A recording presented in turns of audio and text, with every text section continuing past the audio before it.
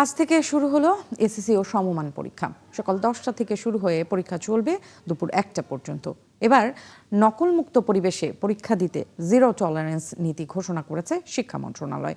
সব কেন্দ্র সিসিটিভির আওতায় আনা হয়েছে। প্রশ্ন ফাঁস ঠেকাতে গোয়েন্দা নজরদারি জোরদার করা হয়েছে। 11টি শিক্ষা বোর্ডের অধীনে এবছর পরীক্ষায় অংশ নিচ্ছে মোট 18,57,344 জন শিক্ষার্থী। গত বছরের তুলনায় পরীক্ষার্থী কমেছে প্রায় 71,626 জন। বোর্ড ভিত্তিক হিসেবে সবচেয়ে বেশি পরীক্ষার্থী ঢাকা বোর্ডে এবং সবচেয়ে কম সিলেটে। সারা দেশের 3,885টি কেন্দ্রে এসএসসি ও সমমানের এই পরীক্ষা হচ্ছে। দর্শক, রাজধানী এবং রাজধানীর বাইরে থেকে দেশের বিভিন্ন জায়গা থেকে আমাদের সহকর্মীদের কাছ থেকে এসএসসি পরীক্ষার খবরাখবর নিব। শুরুতেই যেতে চাই রাজধানীর এসএসসি পরীক্ষার খবর আমাদেরকে জানাতে চাই মাইনুল মারুফ, তিনি আমাদের সাথে যুক্ত হচ্ছেন। এছাড়া আমাদের সাথে রয়েছেন জুলিয়া তানহা এবং রংপুর থেকে বায়জিৎ, এবং একই সাথে বরিশাল থেকে রয়েছেন বিধান সরকার। মাইনুল, একটু জানতে চাই যে এবারের পরীক্ষা কেন্দ্রে সিসিটিভি সহ সার্বিক ব্যবস্থাপনায় বেশ কিছু পরিবর্তন এসেছে, অভিভাবকরা এ নিয়ে কি বলছে? কিছুক্ষণ আগেই কিন্তু পরীক্ষা শুরু হয়েছে, প্রায় 1 ঘন্টা হয়ে গেছে পরীক্ষা কিন্তু শুরু হয়েছে, এবং আমরা ভেতরে যখন আমাদের ক্যামেরা প্রবেশ করেছিল আমরা দেখেছি অনেকটা শান্তিপূর্ণভাবেই পরীক্ষা হচ্ছে। সেখানে কোনো ধরনের অপ্রীতিকর ঘটনার বা কোনো ধরনের বিভ্রান্তির সম্মুখীন কিন্তু তখন পর্যন্ত আমরা দেখিনি শিক্ষার্থীরা, বিশেষ করে আমরা এখন যে কেন্দ্রটির সামনে আছি সেখানে। এবং অভিভাবকরা কিন্তু বাইরে অবস্থান করছেন, তাদেরকে নানা বিষয়ে আমরা প্রশ্ন করেছি। তারা যেমনটা বলেছেন যে সার্বিক ব্যবস্থাপনায় অভিভাবকরা খুশি, এবং তারা বলছেন যে এই যে এবার আসার সময়ে আগে থেকেই প্রবেশের জন্য যে অনুমতি দেওয়া 8:30 থেকে, সেই বিষয়ে তারা সন্তোষ প্রকাশ করেছেন। এর পাশাপাশি অভিভাবকরা একটা জিনিস বলেছেন যে তাদের সন্তানরা যেন ভালোভাবে পরীক্ষা দিয়ে বের হয়ে আসেন, এই জন্য তারা বাইরে থেকে কিন্তু দোয়া করছেন। আমরা দেখেছি যে কয়েকজন তসবিহ নিয়ে এসেছিলেন, তারা এখানে কিন্তু সেই প্রার্থনা করছেন আল্লাহর কাছে। তারা বলছেন যে দীর্ঘদিন পড়াশোনার পর অবশেষে তার প্রিয় আদরের সন্তান একটি বোর্ড এক্সামে অংশ নিয়েছে, যেই পরীক্ষাটি তার সারা জীবনের একটি যেই সার্টিফিকেট, তার সারা জীবনে কিন্তু এই সার্টিফিকেট থাকবে। তারা বলছেন এমন মুহূর্তটিতে তারা একটু এই নিয়ে কিন্তু একটু উদ্বিগ্ন। তারা এই জন্য দোয়া কালাম করছেন। আপনারা দেখতে পাচ্ছেন যে কেউ তসবিহ নিয়ে এসেছেন, কেউ হাতেই দোয়া করছেন। এভাবে কিন্তু চলছে। অন্যান্য যে অভিভাবকরা রয়েছেন তারা কিন্তু আশেপাশে অবস্থান করছেন, এবং তারা বলছেন যে যেহেতু সন্তান ভেতরে পরীক্ষা দিচ্ছে, তারা জানেন যে এখানে থেকে তাদের কোনো লাভ হবে না, তারপরে কিন্তু তারা জায়গা ছাড়ছেন না, তা একটি টেনশনেই কিন্তু তারা রয়েছেন। এর বাইরে কিছুক্ষণ আগে কিন্তু এখানে যে প্রধানমন্ত্রী উপদেষ্টা মাহাদি আমিন কিন্তু এসেছেন, তিনি ভেতরে এখন অবস্থান করছেন। তিনি হলের কেন্দ্রের ভেতরে যে পরীক্ষার্থী কীভাবে পরীক্ষা দিচ্ছে সে বিষয়গুলো কিন্তু দেখছেন।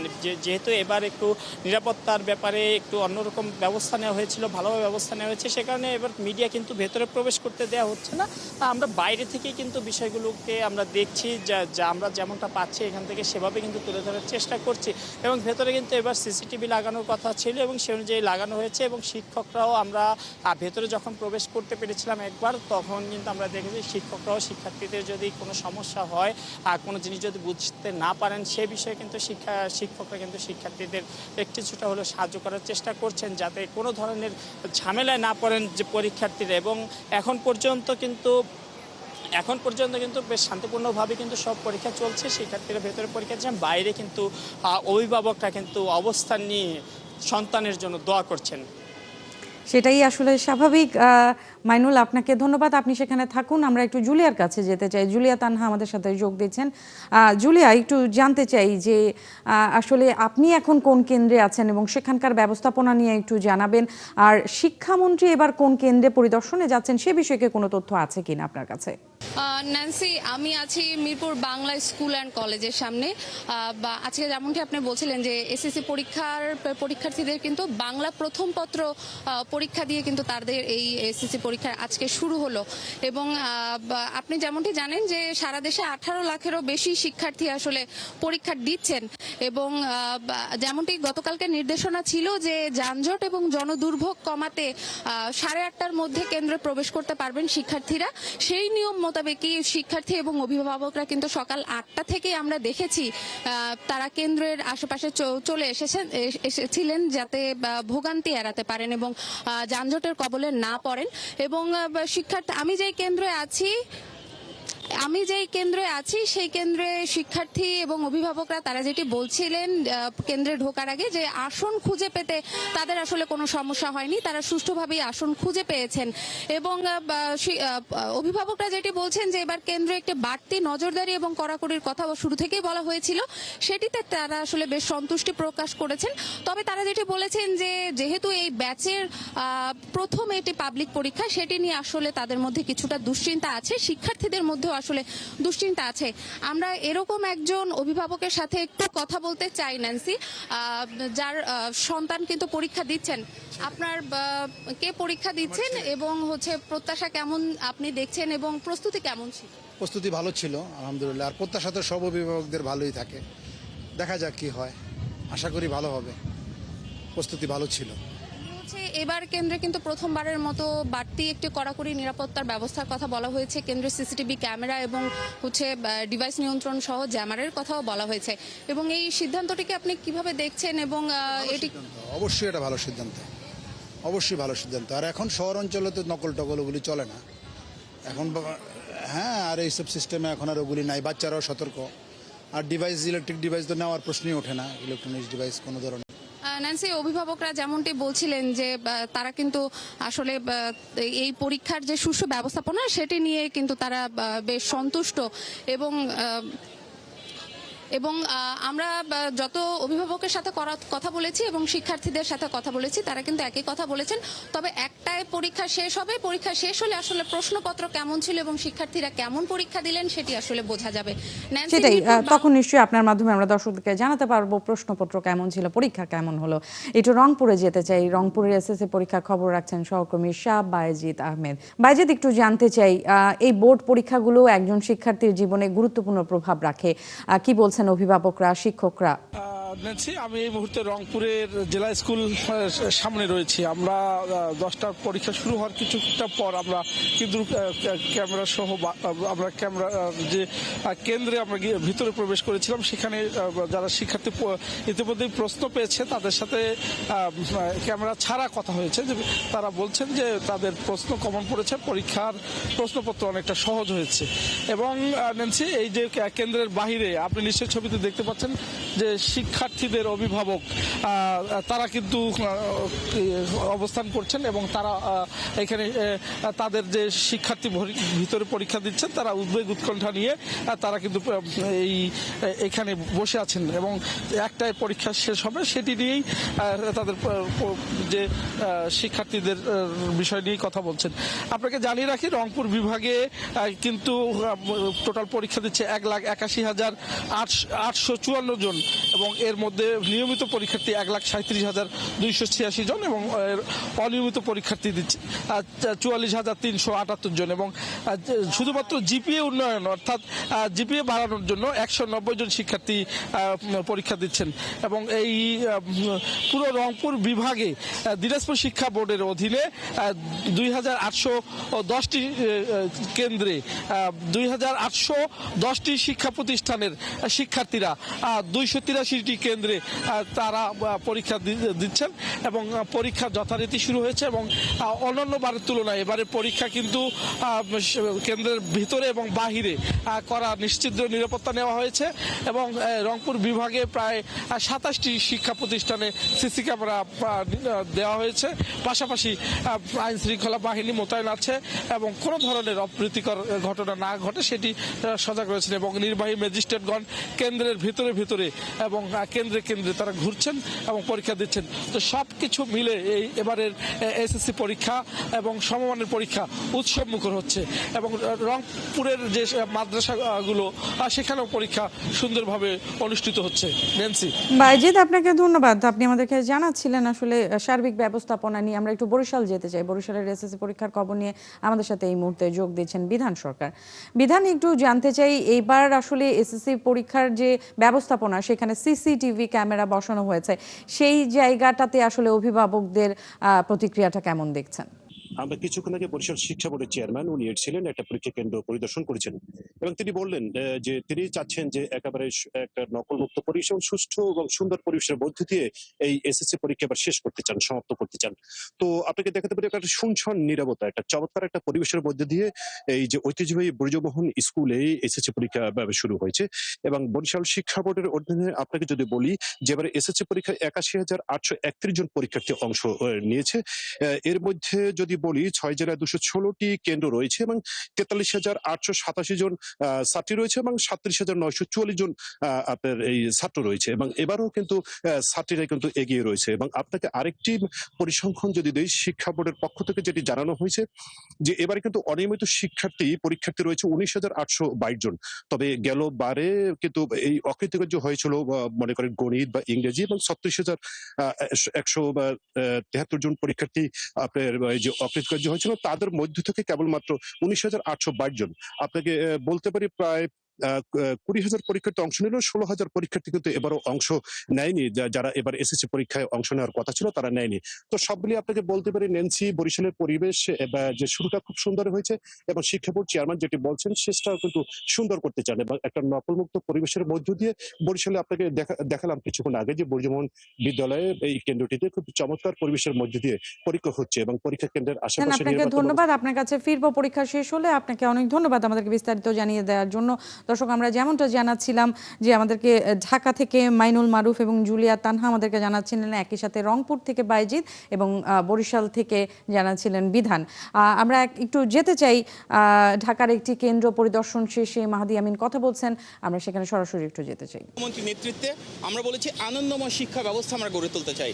আমাদের যারা এই কোমলমতি ছাত্রছাত্রী রয়েছে তারা যেন সুনাগরিক হিসেবে গড়ে ওঠে, তাদের যে সৃজনশীলতা, মননশীলতা, সুশিক্ষা সেটা যেন আমরা ওদেরকে প্রদান করতে পারি। এর জন্য আজকে আমি এখানে ধানমন্ডি গভর্নমেন্ট বয়েজ হাই স্কুলে এসেছি। এখানে দেখলাম চমৎকার পরিবেশে আমাদের কোমলমতি ছাত্রছাত্রীরা পরীক্ষা দিচ্ছে। যারা শিক্ষক শিক্ষিকা রয়েছেন অত্যন্ত ইতিবাচকভাবে, সহানুভূতিশীলভাবে তাদেরকে গাইড করছেন এবং আমরা এমন পরিবেশই চাই। আগামী বাংলাদেশে আমরা চাই শিক্ষক, শিক্ষার্থী, অভিভাবক, সরকার সবাই মিলে কাঁধে কাঁধ মিলিয়ে এই দেশটাকে ইনশাল্লাহ গড়ে তুলব। শিক্ষা যেন হয় আনন্দমুখর, প্রতিটা পরীক্ষা যেন হয় চাপ মুক্ত, যেখানে ভয় থাকবে না, ভীতি থাকবে না, উৎসাহ থাকবে, উদ্দীপনা থাকবে এবং অভিভাবকরা প্রেরণা যোগাবেন ইনশাল্লাহ। ধন্যবাদ। ওভারঅল পরিস্থিতি নিয়ে কি বলবেন? সারা বাংলাদেশে যেহেতু একযোগে পরীক্ষা হচ্ছে, শিক্ষার্থীদের মাঝে আপনি ভেতরে গিয়েছেন, কোনো উৎকণ্ঠা দেখতে পেয়েছেন কিনা? আমি তেমন কোনো উদ্বেগ বা উৎকণ্ঠা দেখতে পাইনি। আমি একটি আনন্দ দেখতে পেয়েছি, তাদের মনে আকাঙ্ক্ষা দেখতে পেয়েছি, ভালো কিছু করার, জীবনে সফল হওয়ার আকাঙ্ক্ষা। এবং সরকারের দিক থেকে আমাদের সর্বোচ্চ আন্তরিকতা থাকবে, সহযোগিতা থাকবে। আমরা চাই আমাদের এই ভবিষ্যতে যে বাতিঘর আমাদের শিক্ষার্থীদের জন্য প্রেরণার উৎস হয়ে থাকতে, সহযোগিতার উৎস হয়ে থাকতে। আমাদের শিক্ষক শিক্ষার্থী যারা রয়েছেন ওনারাও খুব আন্তরিকভাবে চেষ্টা করছেন আমাদের শিক্ষার্থীদের পাশে দাঁড়ানোর জন্য। দর্শক, প্রধানমন্ত্রীর শিক্ষা বিষয়ক উপদেষ্টা মাহাদি আমিন কথা বলছিলেন একটি কেন্দ্র পরিদর্শনের পরে। সম্পূর্ণ এসএসসি পরীক্ষার যে সামগ্রিক দিক তিনি ভেতরে দেখে এসে সাংবাদিকদের ব্রিফ করছিলেন, সেইখানে আমরা সরাসরি ছিলাম। যেতে চাই অন্যান্য প্রসঙ্গে। নওগাঁর নিয়ামতপুরে একই পরিবারের 4 জনকে গলা কেটে হত্যা করছে দুর্বৃত্তরা। সোমবার রাতে বাহাদুরপুর গ্রামে এই ঘটনা ঘটে। নিয়ামতপুর থানা পুলিশের ভারপ্রাপ্ত কর্মকর্তা মাহবুবুর রহমান বিষয়টি নিশ্চিত করেছেন। জমিজমার বিরোধে এমন ঘটনা ঘটতে পারে বলে ধারণা করা হচ্ছে। নিহতরা হলেন হাবিবুর রহমান, তার স্ত্রী পপি সুলতানা, ছেলে পারভেজ এবং 3 বছরের শিশু সাদিয়া। এলাকাবাসী জানায়, ফজরের নামাজের পর দরজা খোলা দেখে প্রতিবেশীরা ভেতরে ঢুকলে তাদের মৃতদেহ দেখতে পায়। পরে থানায় খবর দিলে পুলিশ ঘটনাস্থলে আসে। এই ঘটনার সুষ্ঠু তদন্ত করে অভিযুক্তদের বিচারের আওতায় আনার দাবি জানিয়েছেন স্বজনরা। চাকরির বিজ্ঞপ্তি প্রকাশের আগেই ভাইভা, তাও আবার রাতের আধারে। চাকরি প্রত্যাশী কারো কারো নেওয়া হয়নি কোনো লিখিত পরীক্ষাও। জুলাই স্মৃতি জাদুঘরে নিয়োগ প্রক্রিয়া নিয়ে মিলেছে ভয়ঙ্কর এমন সব তথ্য প্রমাণ। 13 লাখ টাকা দিলেই জাতীয় জাদুঘরে চাকরির নিশ্চয়তাও অডিও রেকর্ডে মিলেছে ৭১-এর অনুসন্ধানে। সুমন তানভীরের প্রতিবেদন, ক্যামেরায় ছিলেন ফজলে রাব্বি। ২৬ জানুয়ারি ২০২৬, জাতীয় জাদুঘরের ভেতরে সিনেপ্লেক্সের সামনের চিত্র। রাত তখন 8টা থেকে 8:30। একে একে বিভিন্ন জনকে দেখা যাচ্ছে ভেতরে ঢুকতে। কেউ করিডর দিয়ে প্রবেশ করছেন, কেউ আগতদের কাগজ পরীক্ষায় ব্যস্ত। কারা এরা? জাদুঘর বন্ধের পর রাতের বেলা এখানে তাদের কাজই বাকি। অনুসন্ধান বলছে রাতের আধারে জুলাই স্মৃতি জাদুঘরের নিয়োগ পরীক্ষার ভাইবা দিতে অচেনা এসব মানুষের আনাগোনা, অথচ তখন পর্যন্ত প্রতিষ্ঠানটির কোনো নিয়োগ বিজ্ঞপ্তি প্রকাশ হয়নি। লিখিত পরীক্ষার তো প্রশ্নই আসে না।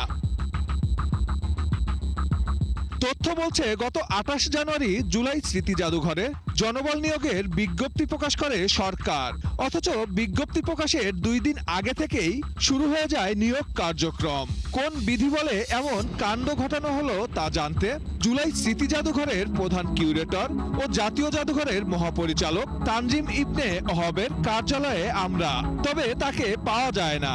উনি কি ট্রেনিং এ না দেশের বাইরে? স্যারের একটা আইসিএস এর প্রোগ্রামে আছে। হ্যাঁ, কিসে? আমাদের আইসিএস এর একটা প্রোগ্রামে স্যার ঢাকাতে নাই। এই কর্মকাণ্ডের পেছনে যার নাম সবচেয়ে বেশি শোনা যাচ্ছে জাতীয় জাদুঘরের সেই সচিব মোহাম্মদ সাদিকুল ইসলামেরও দেখা মেলে না। তবে এমন কোনো পরীক্ষার কথা অস্বীকার করেন কর্তৃপক্ষ। সমস্ত কিছু আমার সচিব স্যার থেকে আপনি রাইট আছে, কারণ আমার এখানে লিমিটেশন আছে। এই সেই সিনেপ্লেক্স, যেখানে সেই অভূতপূর্ব সরকারি চাকরির ভাইবা পরীক্ষা নেওয়া হয় গত ২৬ তারিখে, অথচ সেই চাকরির বিজ্ঞপ্তি প্রকাশ করা হয়েছিল গত ২৮ জানুয়ারি এবং পরীক্ষাটি নেওয়াও হয় অফিস সময়ের পর, অর্থাৎ অফিস সময় ৫টার পর থেকে গভীর রাত পর্যন্ত চলে সেই ভাইবা পরীক্ষা। অবশ্য তার সবই অস্বীকার করে যাচ্ছে জাদুঘর কর্তৃপক্ষ। তবে সেদিন সিনেপ্লেক্সের দায়িত্বে থাকা অ্যাটেন্ডেন্ট নাজু মণ্ডল জানান, নিয়মিত অফিস সময়ের পরই চাকরি প্রার্থীরা প্রবেশ করেন জাদুঘর কম্পাউন্ডে। ২৬ জানুয়ারি থেকে তিনি এ সময় দায়িত্ব পালন করেছেন। রাত ১০টা-১১টা পর্যন্তও হয়েছে পরীক্ষা। ভাইবা পরীক্ষাতে তখন সেদিন কয়টা পর্যন্ত দিয়েছেন? সেদিন ভাইবা হচ্ছিল আপনার হলো, এটা কি আমাদের জাদুঘরেরটা নাকি আপনার হলো জুলাই জাদুঘর? জুলাই জাদুঘর রাত ১১টা পর্যন্ত ছিল আপনার সিনেপ্লেক্সে। সিনেপ্লেক্সে জাদুঘর গেটটা হচ্ছে জুলাই জাদুঘর রাত ১১টা পর্যন্ত। তারপর এখানে কাগজপত্র দেখাশোনা করছি, তারপরে যারা পরীক্ষা আসতে আসছে তারা পরীক্ষা দিয়েছে, সেই হিসেবে রাত ১১টা পর্যন্ত। অনেক ছিল আপনার, প্রায় ২০-২৫ জনের মতন ছিল। সে পরীক্ষায় অংশ নেওয়া এক প্রার্থীর সঙ্গেও কথা হয় টিম ৭১-এর। আপনার তো লিখিত পরীক্ষা হয় নাই, ভাইবা পরীক্ষার জন্য ডেকেছিল না? লিখিত কি দিয়েছিলেন? না, লিখিত দেই নাই, শুধু ভাইবা দিয়েছি। আপনি যখন গিয়েছিলেন তখন তো হয় নাই, তাই না? সার্কুলার হয় নাই, ওইটা পরে সার্কুলার হয়েছে না?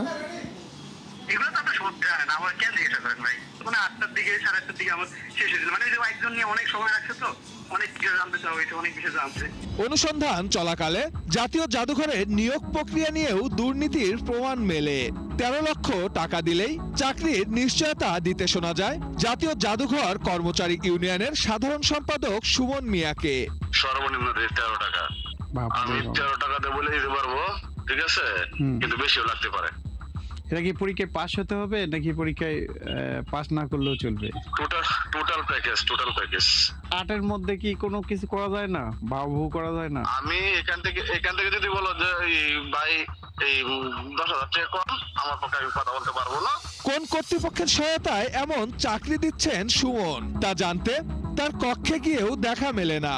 তবে জানা যায় এমন বিতর্কিত কর্মকাণ্ডের পরও সম্প্রতি অফিস সহকারী থেকে রেজিস্ট্রেশন সহকারী হিসেবে পদোন্নতি পেয়েছেন তিনি।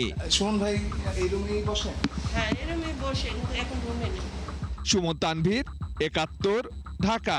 জ্বালানি তেলের দাম বৃদ্ধি এবং পাম্পে তেলের সরবরাহ বাড়ানোর পরও ফিলিং স্টেশনগুলোতে গ্রাহকের দুর্ভোগ কমেনি। দীর্ঘ অপেক্ষায় ক্ষুব্ধ গ্রাহকরা। মূল্যবৃদ্ধির সিদ্ধান্তের পর ফিলিং স্টেশনে মোটরসাইকেল সহ অন্যান্য যানবাহনের সংখ্যা কিছুটা কমে আসবে এমন ধারণা করা হলেও বাস্তবে তা দেখা যাচ্ছে না।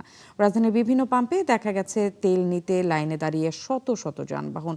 দীর্ঘ সময় অপেক্ষার পরও অনেকে চাহিদা মতো জ্বালানি পাচ্ছেন না। এতে ক্ষোভ ও হতাশা প্রকাশ করেছেন তারা। এই পরিস্থিতিতে তেলের সরবরাহ আরও বাড়ানোর দাবি জানিয়েছেন যানবাহন চালকরা। তবে পাম্পের কর্মীরা বলছেন একই ব্যক্তি ঘুরে ফিরে বারবার তেল নিচ্ছেন, সেই কারণে সরবরাহ বাড়িয়েও লাভ হচ্ছে না। দেশে হাম ও এর উপসর্গ নিয়ে গেল ২৪ ঘন্টায় আরও ৩ শিশুর মৃত্যু হয়েছে। হাসপাতালে চিকিৎসা নিয়েছেন ১,০০০-এর বেশি রোগী। এর মধ্যে নিশ্চিতভাবে শনাক্ত হামের রোগী ১৭৪ জন। স্বাস্থ্য অধিদপ্তর জানায় এখন পর্যন্ত হামের মৃত্যুর সংখ্যা দাঁড়িয়েছে ৩৭ জনে, আর উপসর্গ নিয়ে মৃত্যু হয়েছে ১৮৩ জনের। এদিকে দেশে হামের প্রাদুর্ভাব মোকাবেলায় গতকাল থেকে দেশব্যাপী শুরু হয়েছে হাম রুবেলা টিকা কর্মসূচি। এর আওতায় ৬ মাস থেকে ৫ বছর বয়সী প্রায় ১,৮০,০০,০০০ শিশুকে টিকা দেওয়া হবে। আগামী ১০ মে পর্যন্ত চলবে এই কর্মসূচি। নেত্রকোনায় নতুন করে আরও ২ জন হামে আক্রান্ত হয়েছে। এখন পর্যন্ত মোট আক্রান্তের সংখ্যা দাঁড়িয়েছে ২৬৯ জনে। সেখানকার পরিস্থিতি জানাচ্ছেন সহকর্মী মির্জা হৃদয় সাগর। সাগর, একটু জানতে চাই, আরও ২ জন আক্রান্ত হলো, হামের এখনকার পরিস্থিতি কি, টিকাদান কার্যক্রম চলছে কিনা, সব মিলিয়ে একটু বিস্তারিত জানাবেন। জি, যেমনটি বলছিলেন, নেত্রকোনায় নতুন করে আরো ২ জন আক্রান্ত হয়েছে। নেত্রকোনায় এ নিয়ে ২৬৯ জন আক্রান্ত হয়েছে। তবে টিকা কার্যক্রম শুরু হয়েছে নেত্রকোনা হটস্পট ঘোষিত আটপাড়ায় ২১ দিন আগে থেকে টিকা কার্যক্রম শুরু হয়েছে। সেখানে ১২,৫০০ শিশু ইতিমধ্যে টিকা কার্যক্রমের আওতায় এসেছে। তবে গতকাল থেকে নেত্রকোনা জেলার ১০টি স্থায়ী ভোট কেন্দ্র সহ প্রায় ২,৫০০-এর উপরে অস্থায়ী ভোট কেন্দ্রে টিকাদান কার্যক্রম শুরু হয়েছে। আমরা যদি দেখানোর চেষ্টা করি, এখানে একটি স্থায়ী ভোট কেন্দ্রে টিকাদান কার্যক্রম চলছে। জেলায় ইতিমধ্যে ২৪,৫০০ শিশু টিকাদানের আওতায় এসেছে। তবে আমরা স্বাস্থ্য বিভাগের সাথে কথা বলেছিলাম, তারা যেটি বলেছে যে শিশুদের টিকাদান কার্যক্রমে আওতায় আনার জন্য সচেতনতামূলক কার্যক্রম শুরু করেছে তারা। ইতিমধ্যে সারা জেলায় ব্যাপক পরিমাণে সচেতন কার্যক্রম চলছে। তবে আমরা আরেকটি বিষয় যেটি লক্ষ্য করেছি, যে হাসপাতালগুলোতে যে আইসোলেশন ওয়ার্ড খোলা হয়েছে, এই ওয়ার্ডগুলোতে কোনো ধরনের সচেতনতাই মানা হচ্ছে না। সাধারণ লোকজন যারা আছে তারা অনায়াসেই মাস্ক এবং কোনো ধরনের নিয়ম শৃঙ্খলা না মেনে আইসোলেশন ওয়ার্ডগুলোতে প্রবেশ করছে, যার কারণে শিশুদের আক্রান্তর সংখ্যাটা বেশি বোঝা যাচ্ছে। চিকিৎসকরা বলছে যে বারবার মানুষকে সচেতন করার পরেও দেখা যাচ্ছে আইসোলেশন ওয়ার্ডে রোগীর আত্মীয় স্বজন কোনো নিয়ম না মেনেই প্রবেশ করছে, যার কারণে অন্যান্য শিশুদের মধ্যে এই রোগটি ছড়ানোর সম্ভাবনা থাকে। চিকিৎসকরা একটি বিষয় যেটি বলেছে যে সাধারণ লোকজনের মধ্যে যদি সচেতনতা বৃদ্ধি না হয় তাহলে এই রোগটি কন্ট্রোল করা আসলেই কষ্টসাধ্য। তবে এই মুহূর্তে নেত্রকোনার সব জায়গায় টিকা কার্যক্রম চলমান রয়েছে। আর নেত্রকোনার যে 10টি উপজেলা রয়েছে, সব উপজেলাতে আইসোলেশন ওয়ার্ড রয়েছে। তো আইসোলেশন ওয়ার্ডগুলোতে মূলত জনবল সংকটের কারণে চিকিৎসা সেবা কিছুটা বিঘ্ন ঘটছে, যার কারণে নেত্রকোনা থেকে আশঙ্কাজনক রোগীগুলো ময়মনসিংহ প্রেরণ করা হচ্ছে। আর চিকিৎসকরা সেবা দিচ্ছে, তবে সাধারণ লোকজনের মধ্যে সচেতনতা না থাকায় মূলত সেবাটা কিছুটা বিঘ্ন ঘটছে। নেত্রকোনা থেকে এই ছিল হামের সর্বশেষ। সাগর, আপনাকে ধন্যবাদ। দর্শক, মির্জা হৃদয় সাগর আমাদেরকে নেত্রকোনা থেকে হাম পরিস্থিতির আপডেট জানাচ্ছিল। দর্শক, আমরা একটু সচিবালয়ে যেতে চাই। সচিবালয়ে তথ্য সম্প্রচার বিষয়ক উপদেষ্টা ডক্টর জাহিদুর রহমান কথা বলছেন, আমরা সরাসরি সেখানে চলে যাব। ৫.৫ এই জায়গাটাকে আমি একটু হাইলাইট করতে চাই। আমরা যেটা কর্মসূচির মধ্যে এখন এনেছি সেটার ৪৪.৫৫ মানে প্রায় অর্ধেক সংখ্যক খাল আমরা খনন করতে পেরেছি। বাণিজ্য মন্ত্রণালয়ের একটা গুরুত্বপূর্ণ আপডেট হচ্ছে আমদানি নীতি চূড়ান্ত পর্যায়ে রয়েছে, এটা খুব দ্রুতই ব্যবসায়ীদের জন্য উন্মুক্ত করা হবে। শ্রম কর্মসংস্থান মন্ত্রণালয় ঈদুল আজহা উপলক্ষে বেতন, বোনাস পরিশোধ সহ সামগ্রিক শ্রম পরিস্থিতি স্বাভাবিক রাখতে আগামীকাল গাজীপুর মালিক শ্রমিক ও সংশ্লিষ্ট কর্তৃপক্ষকে নিয়ে সভা হবে। আমরা জানি যে বাংলাদেশে এটা একটা কমন প্রবণতা, ঈদের আগে বেতন এবং বিশেষ করে বোনাস এটাকে কেন্দ্র করে কিছু অস্থিরতা তৈরি হয়। আপনারা দেখেছেন গত ঈদের সময় এই সরকার খুব গুরুত্বপূর্ণ পদক্ষেপ নিয়ে সেই সংকটটাকে হতে দেয়নি। একই রকম প্রচেষ্টা আমাদের থাকবে। এটা শুধু সংকট হওয়া না হওয়ার ব্যাপার না, যে মানুষগুলো পরিশ্রম করেন, কাজ করেন, তারা তাদের উৎসবের সময় তাদের পরিবারের সাথে আনন্দের সাথে উৎসব উদযাপন করবেন, সেটা একটা গণতান্ত্রিক সরকারের গুরুত্বপূর্ণ প্রায়োরিটি।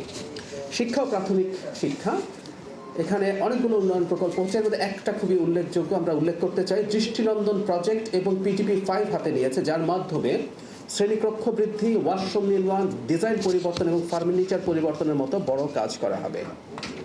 স্বাস্থ্য মন্ত্রণালয়, আমরা জানি 18 এপ্রিল শনিবার সারা দেশের উপজেলা হেলথ অ্যান্ড ফ্যামিলি প্ল্যানিং অফিসারদের নিয়ে আয়োজিত সম্মেলনে মাননীয় প্রধানমন্ত্রী তারেক রহমান উপস্থিত ছিলেন। তিনি সেখানে খুব গুরুত্বপূর্ণ দিক নির্দেশনামূলক বক্তব্য দিয়েছেন, যার মাধ্যমে আমরা হয়তো দেখতে পারবো যে এই সরকার স্বাস্থ্যের ব্যাপারে কতটা সিরিয়াস। একটা তথ্য একটু জানিয়ে রাখি, এটা আমরা অনেকেই জানি, বাংলাদেশের স্বাস্থ্য ব্যয় মেটানো একটা বড় ঝুঁকির ব্যাপার, চাপের ব্যাপার আমরা জানি। বিশেষ করে দরিদ্র জনগোষ্ঠীর জন্য। WHO একটা ডেটা আছে এরকম, প্রতি বছর 65 থেকে 70 লক্ষ মানুষ বা কখনো কখনো এটা বাড়ে কমে তারা স্বাস্থ্য ব্যয় মেটানোর জন্য দারিদ্র সীমার নিচে নেমে যেতে হয়। সো আমরা এটাকে খুবই প্রায়োরিটি দিচ্ছি। দর্শক, সচিবালয়ে কথা বলছিলেন তথ্য সম্প্রচার বিষয়ক উপদেষ্টা ডক্টর জাহিদুর রহমান। আমরা এতক্ষণ সরাসরি সেখানে ছিলাম। আমরা একটু ইসিতে যেতে চাই। নির্বাচন কমিশনে দর্শক আপনারা জানেন যে ত্রয়োদশ জাতীয় সংসদের সংরক্ষিত 50টি নারী আসনের নির্বাচনের মনোনয়নপত্র জমা দেওয়ার শেষ দিন আজকে। সে বিষয়ে জামাতের প্রতিনিধি দল কথা বলছে সাংবাদিকদের সাথে। আমরা সরাসরি চলে যাব। অবতারণা হবে না, এটাই আমরা আস্থা রাখি। অন্যরাও সে ব্যাপারে আশ্বস্ত করেছেন। আশা করি এই 13 জনে নির্বাচিত হয়ে আমাদের 11 দলীয় ঐক্যের পক্ষ থেকে পার্লামেন্টে নারী প্রতিনিধিত্ব করবেন। দেশের জন্য, জাতির জন্য, জনগণের স্বার্থ, আইন প্রণয়ন সব কিছুর ক্ষেত্রেই নারীরা স্বয়ংসম্পূর্ণ একজন জাতীয় সংসদের সদস্য হিসাবে সেখানে অল প্রিভিলেজ এবং পাওয়ার ফাংশন সেখানে এক্সারসাইজ করবেন এবং সংবিধান সেই সুযোগ তাদেরকে দিয়েছে। আমরা আশাবাদী হব এই নারীর প্রতিনিধিত্বকারী এই আসনে আমাদের এই 13 জন বিরোধী দলের মঞ্চে বসেই, বিরোধী দলের কাতারে বসেই দেশ গঠনে, জাতি গঠনে ভূমিকা পালন করবে। আর পার্লামেন্টে আমাদের যে রোল প্রিন্সিপাল আমরা ডিক্লেয়ার করেছি সেটা হচ্ছে সকল ন্যায়সম্মত কাজে, জনকল্যাণকর কাজে, দেশের স্বার্থে আমরা জনগণের সাথে ইতিবাচক ভূমিকা রাখব। এটা আমাদের বিরোধী দলের নেতা ডক্টর শফিকুর রহমান জামাতের আমির সাহেব তিনি এটা ঘোষণা করেছেন শুরুতেই। আর যদি সরকার ভুল পথে পরিচালিত হয়, কোনো অন্যায় সিদ্ধান্ত নেয়, জনবিরোধী গণবিরোধী সিদ্ধান্ত নেয়, সেক্ষেত্রে আমাদের অপরাপর বিরোধী দলীয় সদস্যগণ যেমন সোচ্চার থাকবে, ভূমিকা পালন করবে, আমাদের নারী সদস্যগণই একসাথে বিরোধী দলের সাথে যুক্ত হয়ে 77-এর সাথে 13 জন যুক্ত হয়ে 90 জন বিরোধী দলীয় সদস্য একসাথে ভূমিকা পালন করবে এ প্রত্যাশা। দর্শক, নির্বাচন কমিশনে ত্রয়োদশ জাতীয় সংসদের সংরক্ষিত নারী আসনের যে মনোনয়নপত্র জমা দেওয়ার আজকে শেষ দিন, সেখানটাতে জামাতের প্রতিনিধি দল সাংবাদিকদের সাথে কথা বলছিলেন। আমরা এতক্ষণ সরাসরি সেখানে ছিলাম। দর্শক, একটু আগের অংশে জানাচ্ছিলাম যে জ্বালানি তেলের দাম বৃদ্ধি এবং পাম্পে সরবরাহ বাড়ানোর পরও আসলে গ্রাহকদের দুর্ভোগ কমেনি। সেই বিষয়ে একটা আপডেট জানতে চাই। একটু রাকিব হাসান রয়েছেন। রাকিব, আপনি কোন পাম্পে রয়েছেন এবং সেখানকার পরিস্থিতি কি দেখছেন? গ্রাহকদের দুর্ভোগ কি কিছুটা কমলো কিনা? আসলে সরবরাহ বাড়ানোর পরও কোনো সুফল পাওয়া যাচ্ছে না এমন অভিযোগ, আপনি কি দেখছেন? ন্যান্সি, জ্বালানি তেলের খবর তো আসলে আমরা প্রতিদিনে জানাচ্ছি, প্রতি মুহূর্তে জানাচ্ছি। জ্বালানি তেলের আগে জ্বালানির যে গ্যাস, সেই গ্যাসের খবর একটু আপডেট আছে আমার কাছে। আমাদের যে ভাসমান দুটি এলএনজি টার্মিনাল থেকে প্রায় 110 কোটি ঘনফুট গ্যাসের সরবরাহ হয়ে থাকে, সেখান থেকে একটি ভাসমান জাহাজ থেকে গ্যাস সরবরাহ বন্ধ রয়েছে কারিগরি ত্রুটির কারণে। সে কারণে তিতাস কর্তৃপক্ষ জানিয়েছে প্রায় 40 কোটি ঘনফুট গ্যাস এখন কম পাওয়া যাচ্ছে। সে কারণে কিন্তু বাসাবাড়ি এবং ইন্ডাস্ট্রিগুলোতে কিছুটা ক্রাইসিস দেখা দিয়েছে। আর জ্বালানি তেলের যে পরিস্থিতি, সেটা তো আসলে গত 1 মাস 20 দিন যাবত আমরা যেরকম দেখছি সেরকমই আসলে রয়ে গেছে। এর মধ্যে সরকার রেশনিং করেছে, ফুয়েল পাস সিস্টেম চালু করেছে এবং সরকার কিন্তু শেষ পর্যন্ত দাম বাড়িয়ে, সেটি সরবরাহ বাড়িয়ে পরিস্থিতি সামাল দেওয়ার চেষ্টা চালাচ্ছে।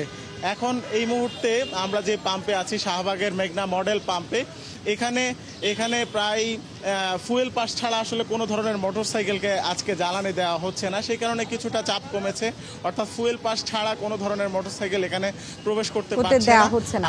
রাকিব, আপনি সেখানে থাকুন, আপনার কাছে নিশ্চয়ই পরবর্তী সংবাদে আমরা আবার তথ্যের জন্য আসবো। আপনাকে ধন্যবাদ। দর্শক, চলছে সংবাদ সংযোগ, সরাসরি সংবাদ অনুষ্ঠান দেখতে চোখ রাখুন ৭১ ফেসবুক পেজে এবং সাবস্ক্রাইব করুন ৭১ ইউটিউব চ্যানেলে। থাকুন ৭১-এর সাথে।